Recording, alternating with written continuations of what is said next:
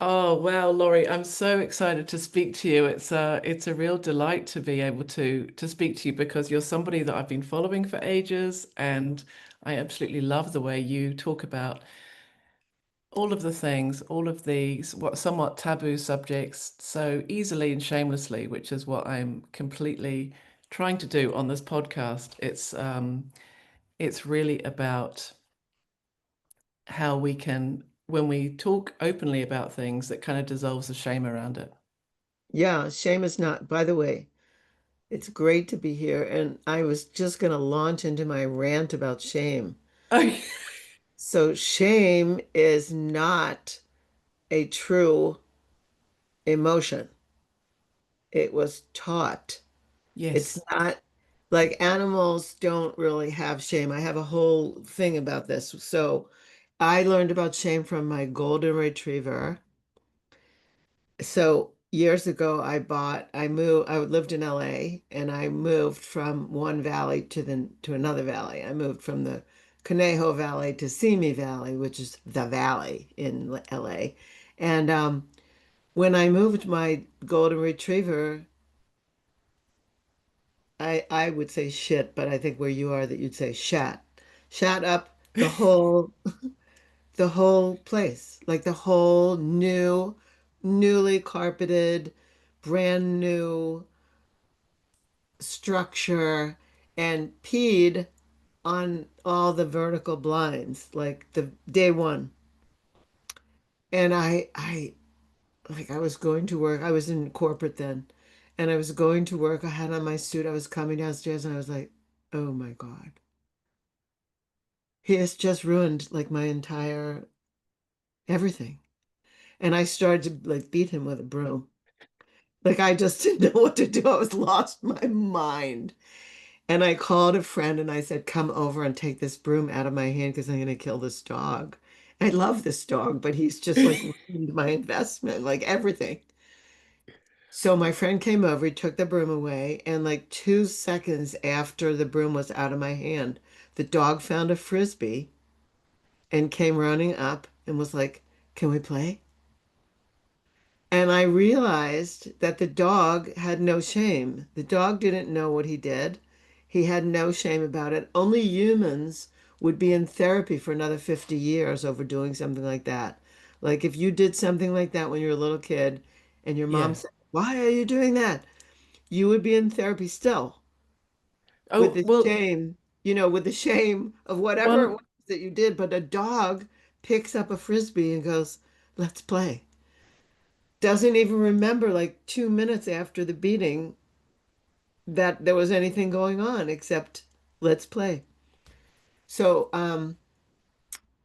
so from that, I took it that humans are shamed about having a body and having bodily processes and bodily experiences, especially things that, we're afraid of or ashamed of, to control us. Like whoever they are, they put shame onto us so that they could control us from the neck down and make us good little followers, good little sheeple, good little citizens, good little family members, good little religious followers, whatever it is. yeah, Shame came from someone some smart person saying, I know how we can get these people to be controlled. Let's shame them. I don't think there's anything, I don't, like animals don't have it. Their tail goes between their legs for 1 second because there is some feeling there, but there's nothing that we, like what we would label as shame. So there yeah. I have I it. mean, There's my take on shame. there we go. But the good news is we can dismantle shame when we talk about it in safe spaces openly and we're witnessed, in my experience. Exactly. And we're not, and we discover it's safe and that we're okay. It's kind Yes, of, and it can absolutely. dissolve. Absolutely, it can dissolve. And people can, Yeah. there's a lot of experiences that can help dissolve it. But Yeah. it's Amazing. very, yeah, it's a shame that there's shame. That's what I'm It's going a to say shame that about there's shame. Exactly. that. That's what I'm going to say about that. Okay. Yeah. Okay. Well, I'm going to introduce you in case people don't know you. This is Okay. the really wonderful Laurie Handlers, and she is the author of two international bestsellers about sex and happiness. She focuses on transformation through pleasure and empowering people to fall deeply in love with themselves and their partners. And Laurie's an expert in the fields of sexuality, intimacy, relationships, and has taught transformational workshops for the last 30 years, um, Yes. especially on topics ranging from releasing past emotional trauma, fearless communication, and sacred sexuality since 1978. That's such a, you know, that's why it's amazing to speak to you. And now you're doing this amazing work with your husband, Michael Gibson, offering relationship coaching, workshops, and retreats on extraordinary Yeah. love. Yeah. It's so good. It keeps me going. Phenomenal, phenomenal. So I've had a kind of interesting segue into shame. I'm an artist. I'm a painter, and I was painting for 30 years, and I've been doing all this embodiment work for ages and ages, the last 20 years. But then I was in the middle of divorce. I went to Florence, and was drawing a statue of Apollo, and I looked down, and there was a space in the middle where his genitals should have been, and I just had left it blank. And I had never ever really even thought about shame or the fact that I had a gaze or that I wasn't seeing anything. Um, it was kind of, I was like, wow, that is really bizarre. Um, there's something there that I didn't know about. It was like a Freudian slip. And so I decided to spend a year drawing 100 naked men and really unshame my gaze. Um, and in a really interesting way, the life drawing, the container, became like the consent space that I practiced asking for what I wanted, tuning into what I didn't want. I didn't really want any of their agenda. I only wanted Right. my agenda. Right. And then I had to hold the power in the room because I had to say what I wanted. They didn't know what I wanted. And then Right. then the final piece was, well, what do I want? What do I really want? And it's like um, my desires, my visual desire, like my visual pleasure. So it wasn't, I mean, it is semi-sexual because the man is naked and I'm clothed and we're a man and a woman. It can be erotic, but it wasn't, but it was this kind of contracting practice and consent practice that I did over and over and over again. And so I got kind of clear about my yes, no, asking and desires. And So good. it was a radical learning. It seemed to have unshamed me in a very short space of time. It's so good. It's great that I don't know, when I heard about it, I interviewed when I was a podcaster, I interviewed Jamie McCartney, who did The Great Wall of Oh, Vaginas.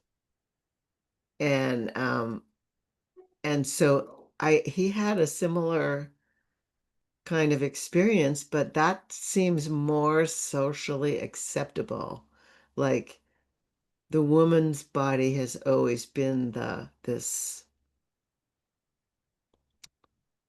thing, an object of art and an object of sexuality and an object of obsession and an object of selling and an object of everything. So what you did, like, phew, switch. I yeah, know. And so that's what I'd love to talk to you about. Because so people say things to me like, well, so my taboos in the beginning were about my desires. And I also hear, I was like, I had a bit of an anxiety panic about what's everyone going to think if I say what I want to do.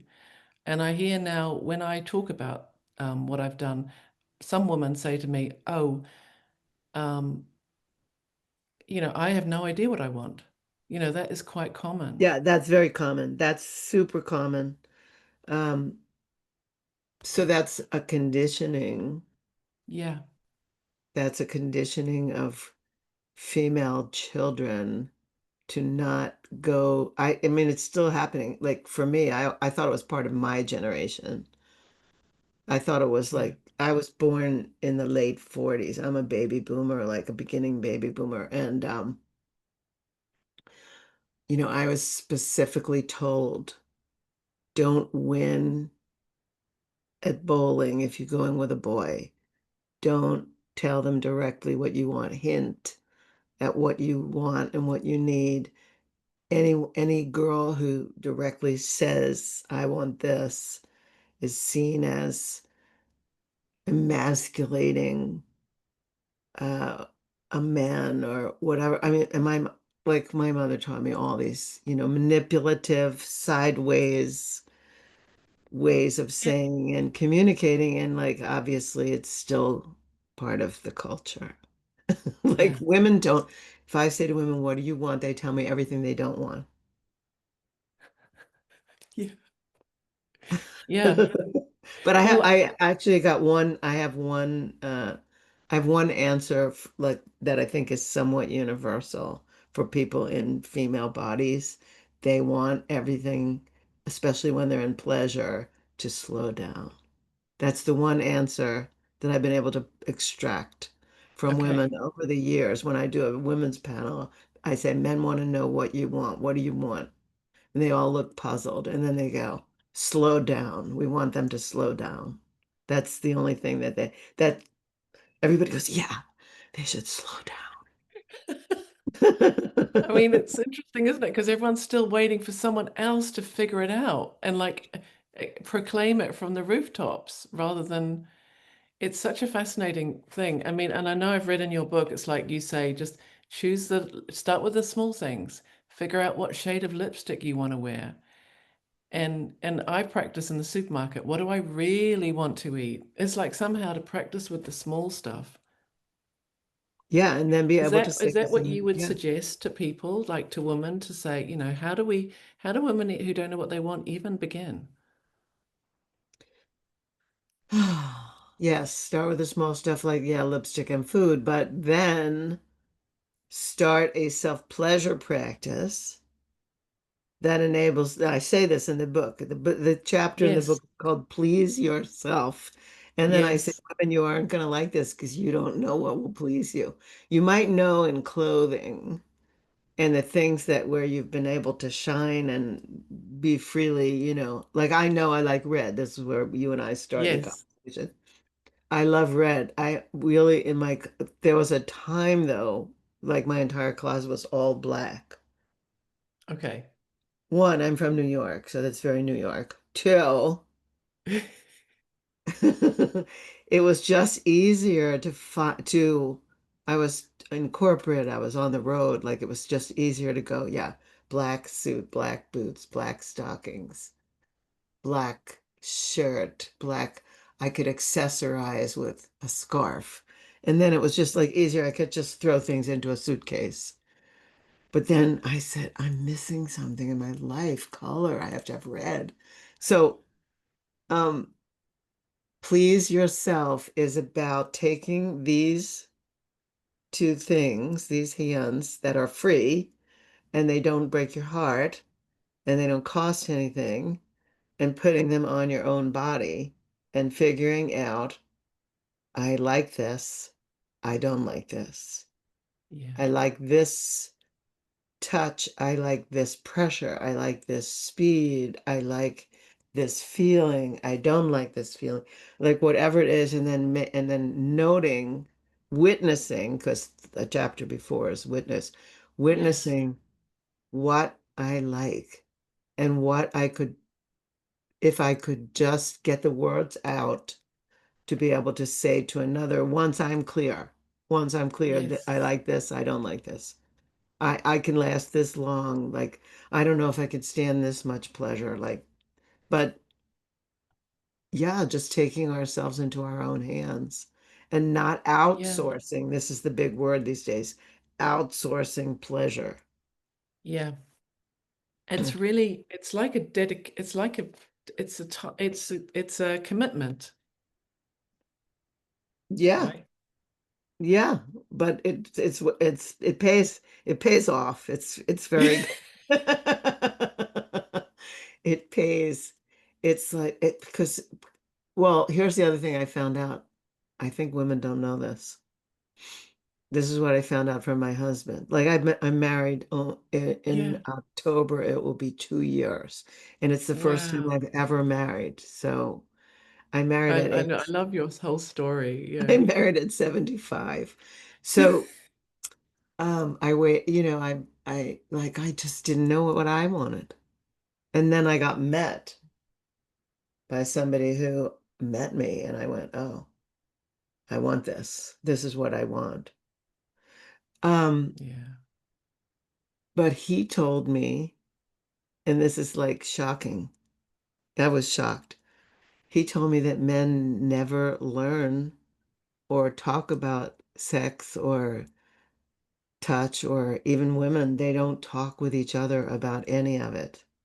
Like I used to think that they talked a lot in fraternities, in the locker room, on the golf course, in a poker game. Like I don't know. I thought men were like women, you get a glass of wine in a woman You and mean she's you like, thought they were trying to figure it out I thought they would or exchange, sharing knowledge? yeah, sharing knowledge, exchange techniques, talk Yeah. about what worked. Because women do, women get together and they go, oh my Yeah. God, I did this thing. He tried this thing on me. Oh my God, it was so good.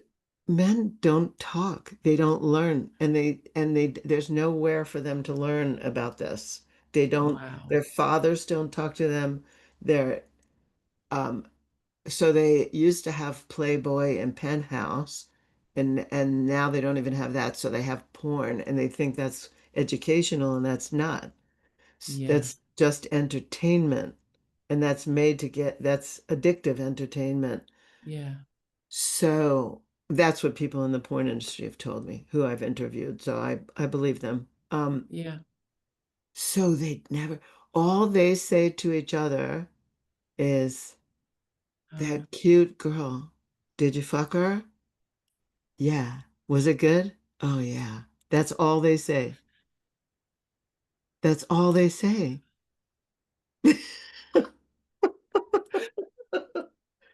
That's all they say. Did you get laid? Yeah. Was it good? Yeah. Great, bro. They don't say anything else. They don't say, I made love to her for, 5 hours, or she was so orgasmic, or this thing really worked on her, or nothing. They say nothing. So they don't know. So what I found out by meeting this man in my life, because no one ever told me this, he told me the truth. And I said to him, oh my God, we have to have an academy for men. We have to teach men how to talk and how to ask and how to experiment and how to actually make love to a woman. And we started by trying to like attract men so we could, he called it just add skill, because he figures they have some skill, but they're flying blind. Like they're flying blind, they don't know anything. And yeah. men would go, we'd say we're doing this course for men, and men would go, I got this. That Uh, was their response, because it's because they're not supposed to say that they don't know, but really they're flying blind, yeah, and yeah. Well, they're scared and intimidated. Where, like, you remember that? I don't know if you ever saw that thing. There was this thing in the 70s, maybe in the 80s, where it showed two control panels. It showed men on off light switch, and it showed women, like, looks like an airplane control panel.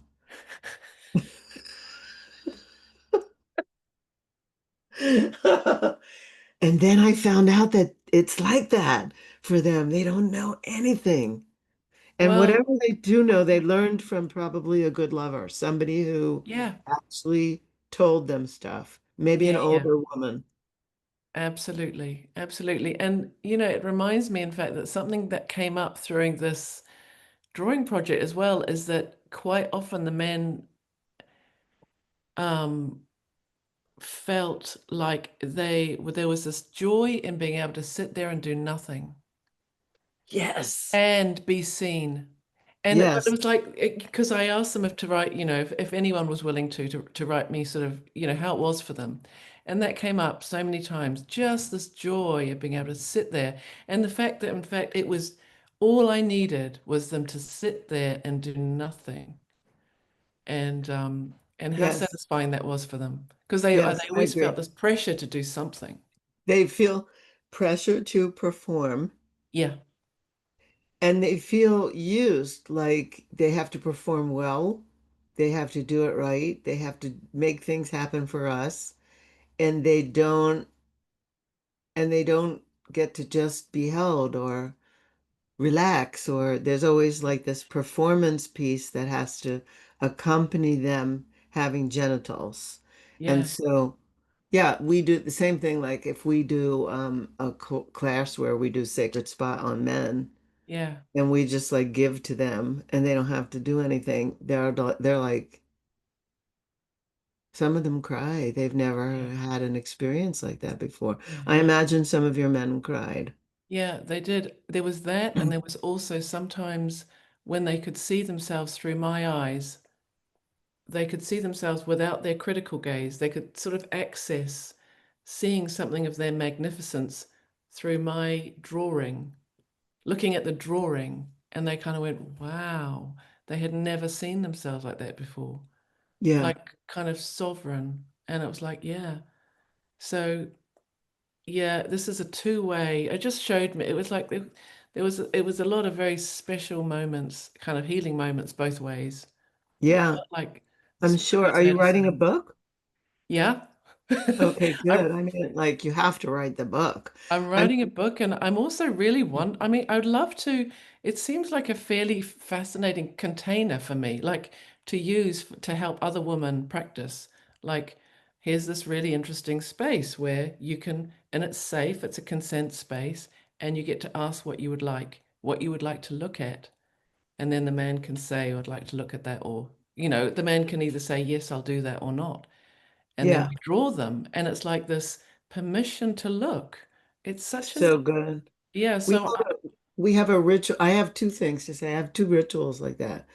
There's one ritual where people can stand back from their mat and they can look at all the naked bodies that they never had permission to look at. So we have I'm not going to say the whole ritual right now because it will yeah, ruin it for some people, but we yeah, do a ritual where people can look in one of the courses that I teach beautiful. in the ISTA. And Yeah, then there's another thing. I teach this course called Tantra meets BDSM.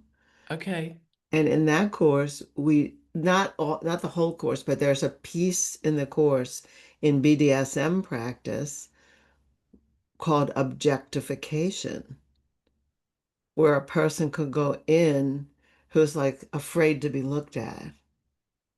And they can just go into the circle and then everyone looks at them and then people can make comments like, lewd comments or like, the comments like women walking by a construction site, and yeah. guys have their package and then like I used to say to guy, if I would walk by a construction site in Boston or in New York, I would be, and they'd go, yeah, I go, oh, I was just about to say that to you, you know. But I remember doing that and men getting like, oh my God. I love that. That is a goal. That is nugget. That's a But nugget. in this circle, then we Yeah, say, look at that ass, look at that. Look at that. Yoni. Oh my God, she's so hot. Or so then men started going in. At first, women went in because women wanted to get over the whole trauma of being yes, objectified. But now in the course, women can go in and men can go in and just let people speak about their body parts. amazing. And it's really freeing. It's just like, and it's hysterical too. It's very, I mean, it's like there's a tongue in cheek about it that's Yeah. very funny. Yeah. It reminds me also when I remember like in the beginning when I was like the first few guys that I drew, I was really being accommodating. They were like, "How would you like me to sit?" And I was like, "Oh, let's just find something comfortable." And do you have any back problems? You know, I was just being miskind and considerate. And then by the end, I remember by the end, the last guy said, "Well, how would you like me to sit?" And I said, "I just really want to find a sexy pose. Can we just really try and find what that is?" And it was like, oh, that was, showing how far I'd come, just like, Yeah. yeah, I'm still trying to figure out what a sexy pose is, to be honest. I love that. Yeah, like what is? Like it's What really is for a sexy woman? a Because we sexy know what it pose, is. I think it's really in the eyes. I don't think Yes. it's I don't think it's I don't think it's anything down here. I think it's like in the eyes. It's a look that you give someone. It's not, and then you arrange your body however your body, falls in after you get the look. Yeah. Oh my goodness. Okay, so I've got another one. I love hearing you talk about, I mean, so many great topics in your books. But the way you talk about resentment is a kind of wake up call that you've given your power away. And, I certainly discovered it was hopeless if I gave my power away in that room because no one else knew what I wanted. So it was like, Yeah, you learned a lot. How long was this experiment of yours? well, I started last August. So it's about a year. But I About a guess really year. it was like over, each time was doing the practice. So it was just in the end, I worked out it was just like a stack of practicing. So good. Amazing. And how many total men did you? I've drawn over 70, and then I sort of 70. felt like I was done. And then Yeah, someone said, and I was like, I just feel like I'm kind of done. Um, I was, I did start off thinking I was going to draw 100, but what have you got to say about?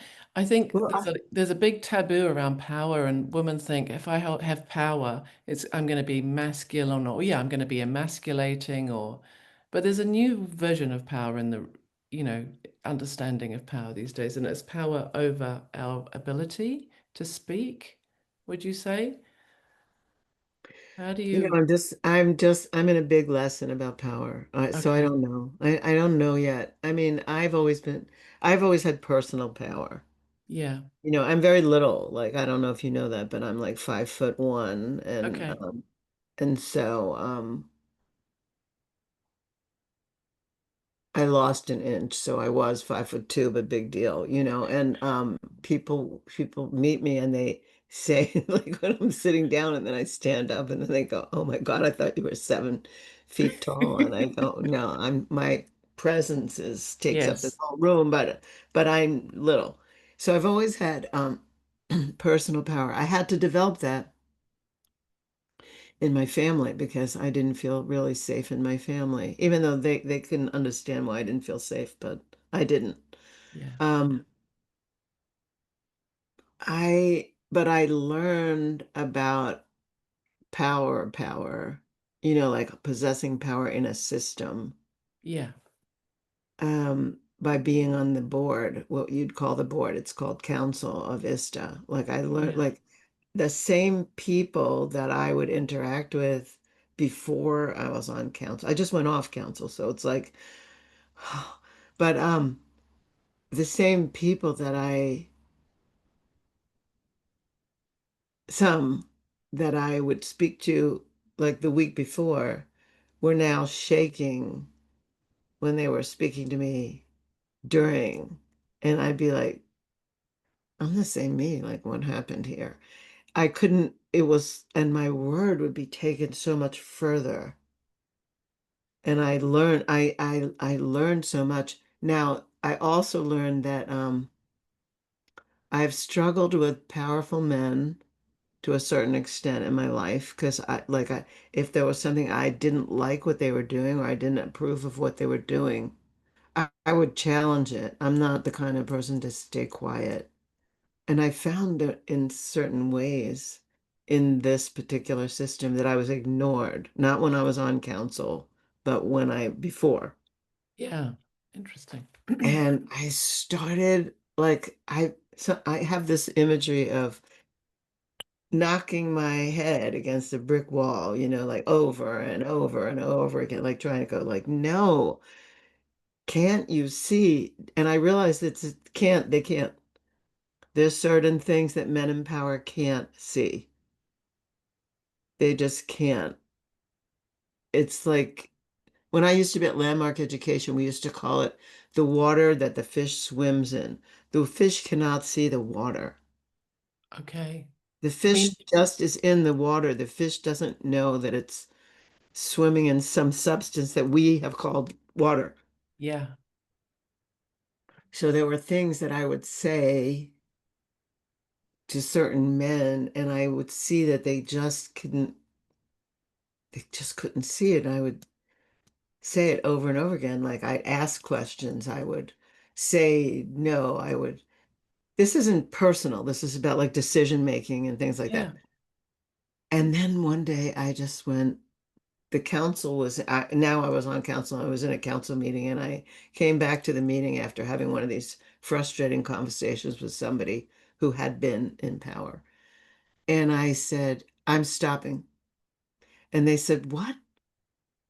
I said, I'm not going to keep pushing on this issue because I see that it's the replay of me and my father. Oh, And it's a loop for me and I'm hooked on it and I'm just stopping. I'm not going to resist. I surrender. And yet, so that's one side of power, like a woman pushing against a male system. Some can make a stink that gets listened to. I yeah. always thought my stink, if I made a big enough stink, I could get listened to, but I realized like some of it for me is an endless loop. Like I'm not gonna win here, and I'm not gonna keep putting my energy on that. I'm gonna put my energy where I can make a difference. Yeah. So to me, that's power because I have choice. Yeah. Um, I but I love, noticed people cowering around me over the past 2 years, which is not a normal response to people around me. I'm very personable. I love people. I just love people. I love being close to people. I know thousands of people. And so cowering around me was weird. People projecting things onto me because I was okay. in a position of power. And I learned so much about holding this, like, wow, anything I say is listened to in a different way. Anything I do is watched in a different way. Anything, no, no, no, no. I'm just really learning about it. I'm just Fascinating. really learning about it. I'm really and I realized that I was a little bit in that position of the fish in the water. Like all of a sudden I had a new title and people were acting different. Yeah. Because of your authority. Right. And I feel like the same me. Yeah. So I started to realize what some men, they don't realize. Like they just don't realize. The system is set for them also not to realize. Like I got other kinds of compassion developed from being in such a power position and responsibility. Oh my God, I had to be responsible for every nuance, every word. Like, I don't know. It was a new, and even though I've always felt powerful, this was different. Yeah. This is really, really different. Yeah. I hear you. So I don't know. I can't even speak about it yet. I haven't formulated, like maybe I'll write a book. I don't know. Like I haven't formulated all that I learned. Because I just stepped off and I'm still in this transition. Yeah. So I don't know. Like I feel like you took on an experiment that also showed you a bunch of things about power And you don't, I think you probably don't know the ramifications of it yet. That's true too. That's true too. And I was holding a very particular type of, I like the facilitator. I was holding holding the safe space. I felt very much like a facilitator. I Yeah, was thinking, it's true that I didn't even kind of go out with anyone that whole time. It felt like I was doing a job and I had to be serious. And I was like, I'm on the job, you know, I'm holding the boundary. I'm trying to figure out all of this stuff. yeah. You should definitely be writing about it. It's so good. I mean, I just like, this is, this conversation is so rich. We haven't even got to pleasure yet. Oh my God. How much time do we have? We have How some much time. Pleasure. pleasure. So I just wrote about, so a friend of mine wrote about pleasure because somebody, uh, so last night, literally last night, I was in bed and I just checked to see if there were any messages for me on any platform. And what came up was a friend of mine, um, Kristen Hotella Zoning, that's her name. And she was writing, she said, she's an embodiment coach. I'm in a women's, maybe you'd be interested. I'm in this women's group called the Dames. And Oh yeah. That's the actually Dames, it's one of my aspirations to become a dame. oh, great. I love the Dames, but you mean in the British sense. I do, but You you want to know be what? I might Dame Michelle maybe Dudley. actually. See, I'm someone for our wedding, a Scottish friend of ours, James Stevenson, gave us a square in a castle, and we are now Laird and Lady Michael and Laurie. Like we own like Wow. a little piece of a place in Scotland, and we can now call ourselves Laird and Lady. Anyway, now that's power. That's power, prestige. Anyway, so Kristen wrote, um, someone I guess confronted her on social media saying, you're writing about all this fluffy pleasure stuff. I'm making up what I think someone said to her. I'm just going Yeah. to ad lib. Yeah. This fluffy pleasure stuff. What about the world and the politics? And there are people, in the Gaza who are starving, and there are people this and so she put on a video and she said this whole piece about pleasure is really political. Like what we're Yeah. doing in terms of being embodied will is likely to be able to stop people from warring over things and inflicting horrible pain on Wow. people, when everyone gets in touch with the deep, deep experience of pleasure. And I'll say this as medicine, Yeah. and knows that they don't have to take something from somebody or protect something from some, like all the reasons that Yes. people war. And I was like in my bed and going like, oh yeah, this is so. So I wrote a post about I just did a puja. Oh, I love that post. Yeah. She inspired me, and I wrote her this morning and I said, I don't know if you saw my post, but Yeah. you inspired me to write this.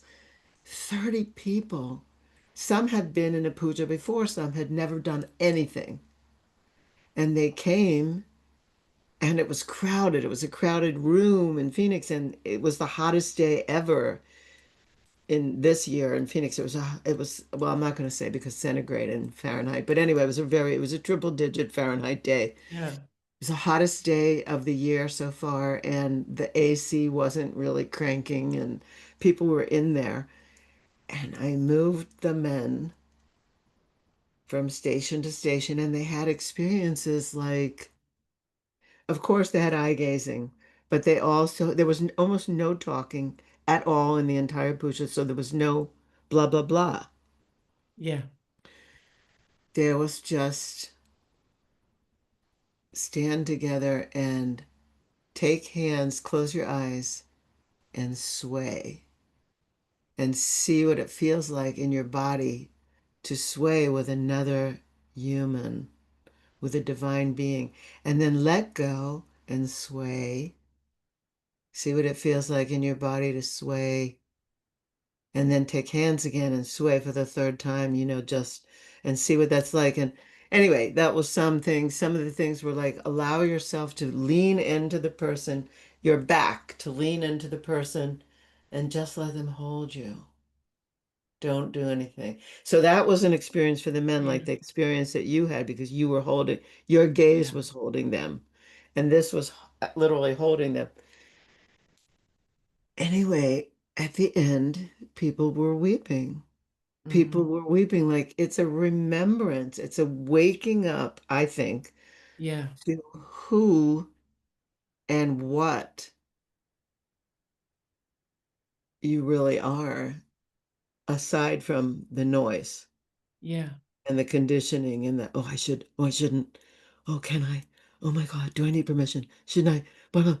Like all the things that people go through, like, and Yeah. constantly to get approval, to feel like they fit in, to feel like this, to feel like that. So, my take on that is if people had experiences like that, where they weep that it's so deep for them, the humanity of themselves and the humanity of the other and the others, because it's a group experience, there wouldn't be war. There wouldn't be poverty. There wouldn't be, people would be giving away Yeah. There would things. be abundance. Yeah. So that was my response to her. And I'm in my bed, and then I posted it twice. Like I wanted to post one of them on Instagram and one of them on Facebook, but they both went on Facebook. And I went, okay, it was late at night, whatever. Like I don't care. It doesn't What I matter. care about is the message Yes. that that is a political stance. It's Yeah. it's it's not saying this side is right or this side is wrong or we should do this, we shouldn't do that, or we should not, send arms, or we shouldn't.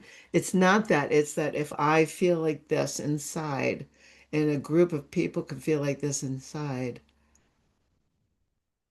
they wouldn't, they'd just be sharing openly, and Yeah. they wouldn't be arming anything. So, Yeah.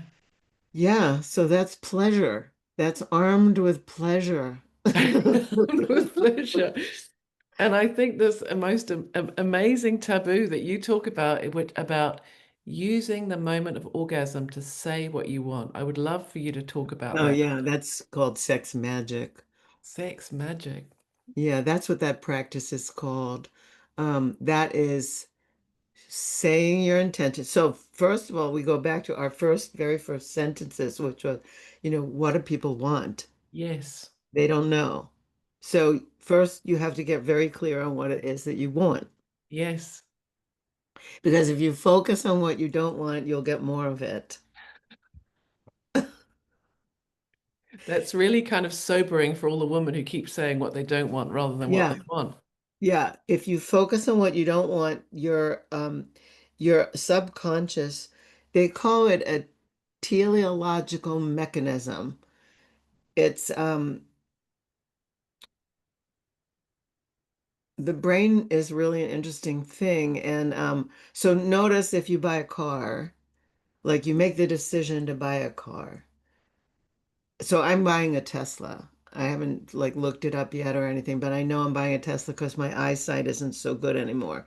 And so I want it to drive me to the places I don't want. I want it to do, I want AI to take me places. Yeah. So I know I'm doing that. I don't care if it's politically incorrect. I don't really care if somebody's going to spray paint it with bad words. I might spray paint it ahead of time.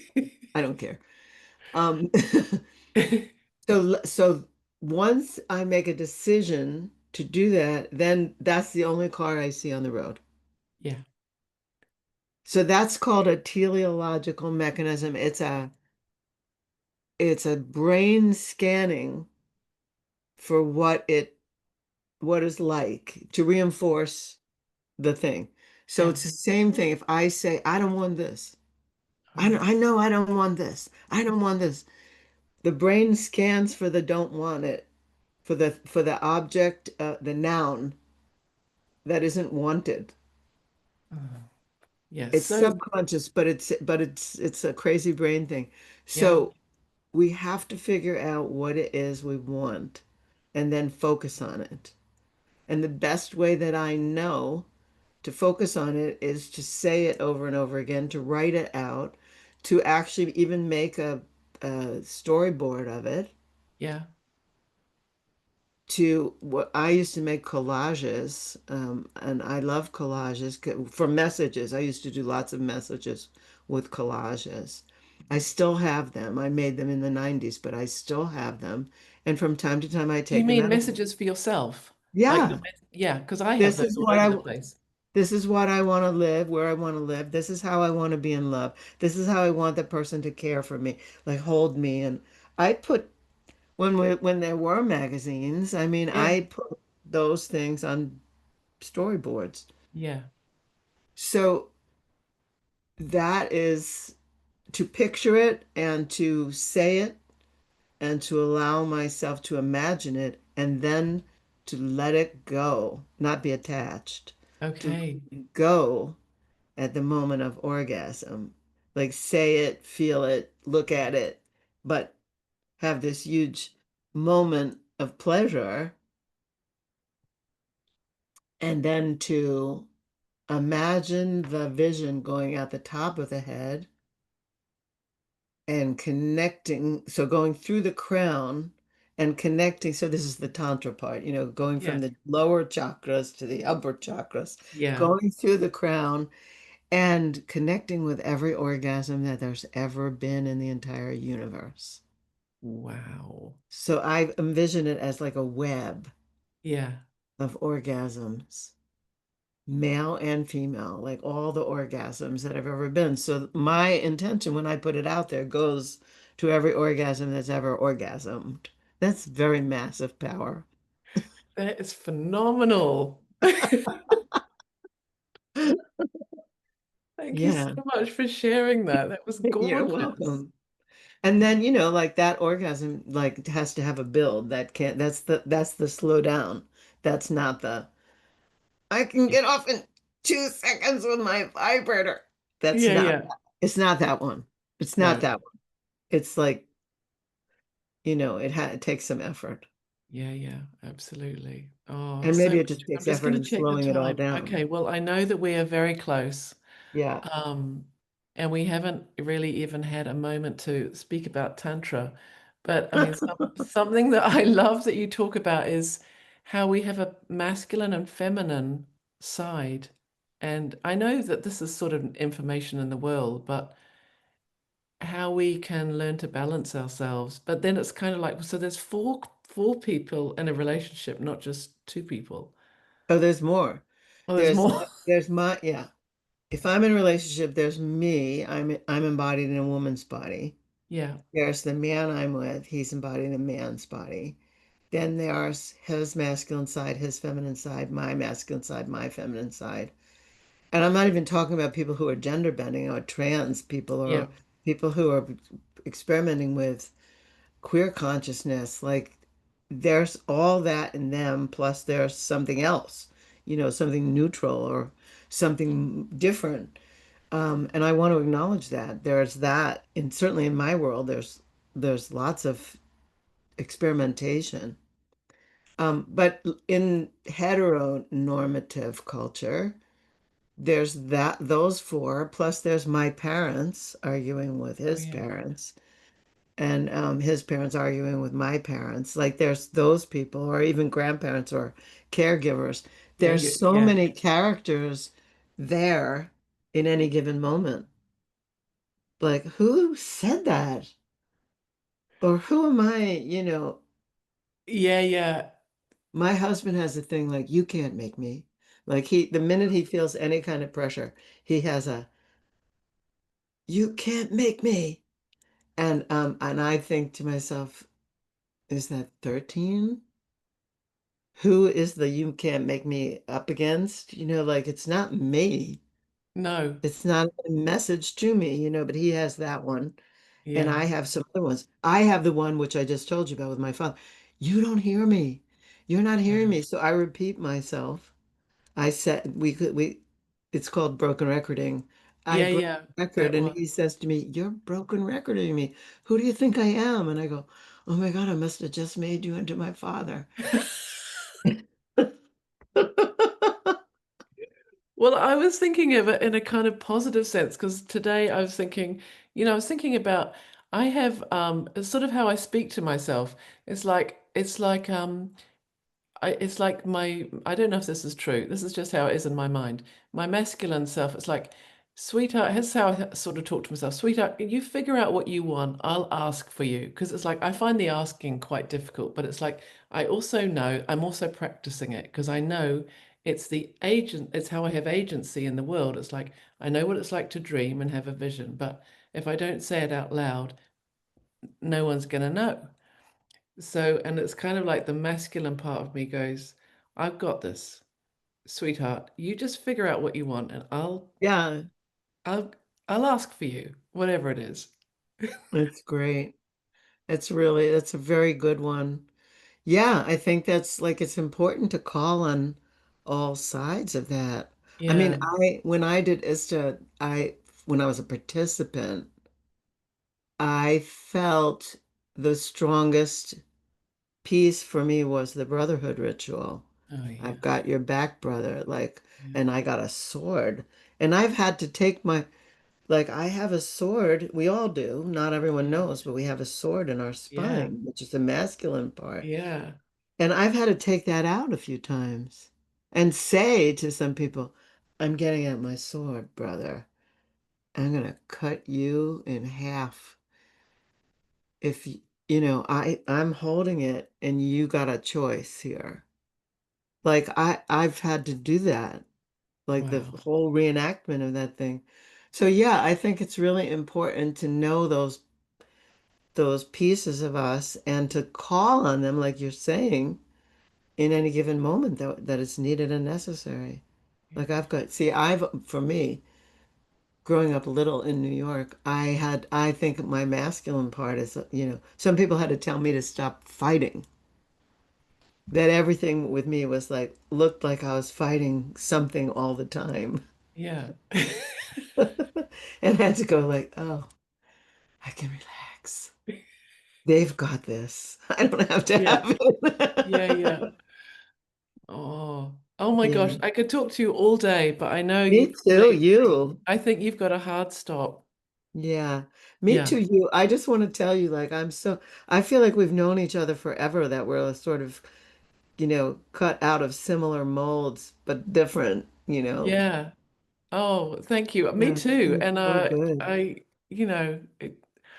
anyway, super, super Yeah. wonderful to connect with you.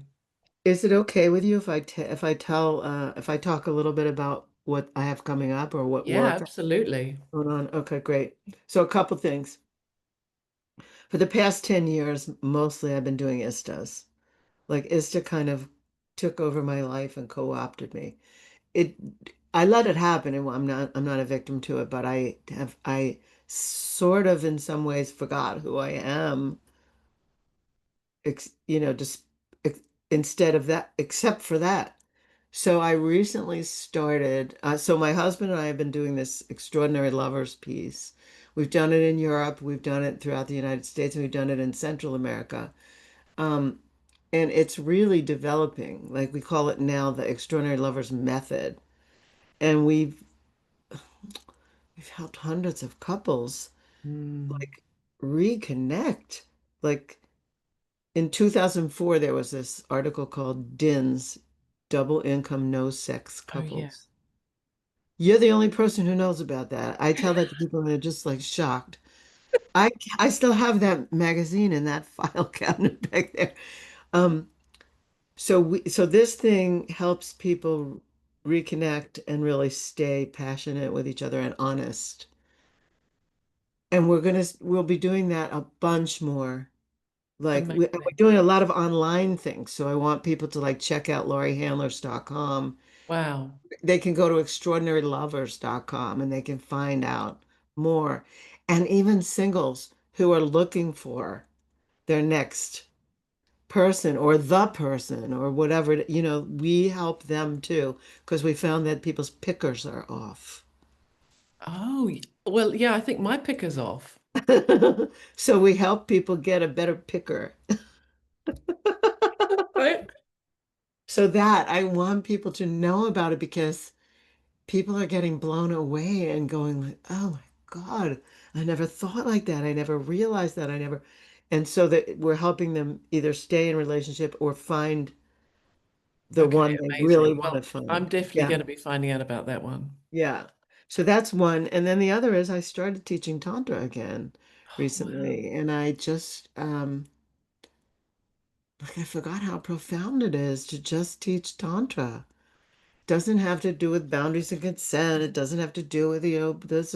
It has to do with finding that place inside me that not only is pleasurable, but that is at peace. Yeah. And it's so easy, but it's just a breath away. And so I've been really remembering, remembering, and I'm helping other people remember. Oh, It's an awakening to who they really are. And amazing. it doesn't take a lot of words. It just takes some practices to like get this thing to stop. For me, I don't know, like for me, it's Times Square. I imagine Yeah, I imagine in England, it's Piccadilly Circus. Like exactly. to get to stop. It's crazy. It's Yeah, crazy. it's just like da, da, da, da, Yeah, da. yeah, yeah. So this is like this has brought me more peace, and then doing the puja. So I'll be doing more of that. And I'm excited to bring back my body of work and this new developing body of work with this with extraordinary love. Like it is Beautiful. possible to be in extraordinary love with self, and it is possible to be in extraordinary love with another, and for it to grow. And Amazing. resentment is the it's the first stage of I didn't speak my truth to this Yeah. person. I missed something. Kind of like, yeah. Yeah. So anyway, thank you. I want to Oh, say and that I want to tell you that I'm gonna do my first retreat where I'm gonna try and well, I'm not trying to. I'm gonna teach good. this, hold the space where I set up the kind of space where women can. It's for only for 12 women. It's in Venice. I actually am going to try and do the. I'm going to do the totally luxurious um number, but set it up with learning about the male gaze, drawing the naked man, practicing our asks, our desires, our yes, our no. I'm so excited. I can't wait to hear the other side of this and about the Yeah. retreat center, etc. I want to hear all about it. Okay. And also, I want the book. Yeah. Thank you I for want that. the book. I Okay. want the book. If you need help with that, let me know. I have friends who I have a few people who are like wonderful help manifestors for books. Well, that might be absolutely wonderful. I do, yeah, Good. something because it's like how much, there's a lot. I do probably need some help. Some people are expert at that. That may not be yours. It wasn't mine, but I Yeah. birthed two books. I got a third one on the way, and it came because someone helped. Someone So, help. Yeah, I need because yeah, I've it feels a bit overwhelming, yeah, all the yeah, information. yeah. Thank you, Laurie. Thank you. You're What a welcome, treat. Michelle. Thank you. I am so, so grateful that we had this chance to connect. Me too. Yeah. Me too. Okay. Thank you. Lots of love. Bye.